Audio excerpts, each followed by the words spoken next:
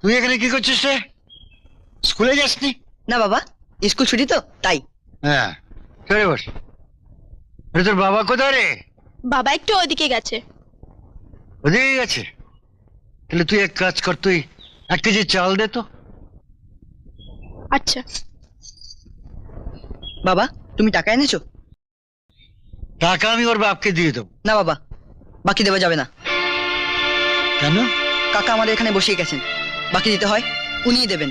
বাপের মুখের উপর কথা, মেরে তোমার একবার হাড় গোড় ভেঙে দেবো। দিচ্ছি।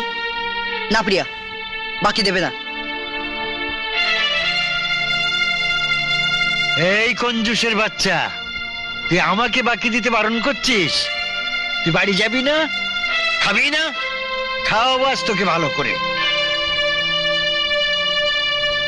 এই, তুই দাঁড়িয়ে দাঁড়িয়ে কি করছিস রে?